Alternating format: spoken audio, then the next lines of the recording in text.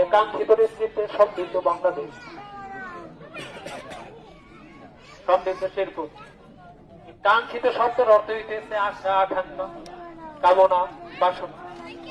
সম্মানিত উপস্থিতি, স্বাধীনতার দীর্ঘ 54 বছরে এ পর্যন্ত যতজন এমপি কোন, চেয়ারম্যান কোন, যত প্রার্থী বলেন, শুধু আমাদেরকে আশাই দিয়ে গেছে, কিন্তু আজ পর্যন্ত আমাদের আশা কেউ পূরণ করতে পারেন।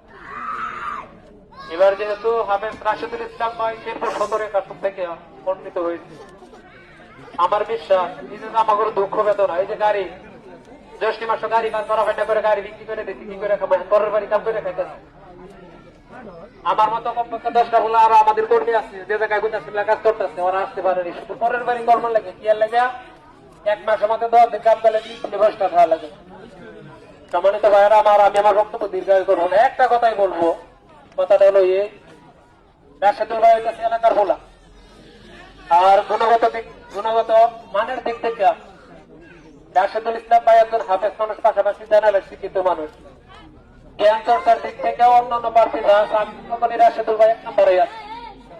তাই আপনারা যখন দেখেন শত যোগ্য, আমার দৃষ্টিভঙ্গিতে রাশেদুল ভাই শত যোগ্য, আর শত যোগ্য ব্যক্তির পাশে যদি আপনারা থাকতে চান, অবশ্যই আপনারা একটা দাঁড়িয়ে পাল্লা করে ভোট দেবেন। ইনশাল্লাহ ভোট দিবেন তো? আর আমি একটু দুঃখ প্রকাশ করতেছি, বাইরে যতগুলো মহিলা আছে, আমি দেখছি আমার ঘরের ভিতরে আর অতটা মহিলা আছে। এটার জন্য আমি সবার কাছে ক্ষমা চাইতেছি। আসলে আমি বুঝছি হারা পাই নাই এতগুলো মহিলা আসবো, তাই আমি আপনাদের কাছে তার হাতে ধরে ক্ষমা করছি। আপনারা আমাকে ক্ষমা করে দেবেন। ইনশাল্লাহ পরবর্তীতে যদি আমি আয়োজন করি, হয়তো আমার সহপাঠী কর্মীদের যারা আছে ওদেরকে নিয়ে যদি আয়োজন করি, ইনশাল্লাহ আমি একটু বড় করে আয়োজন করার চেষ্টা করবো।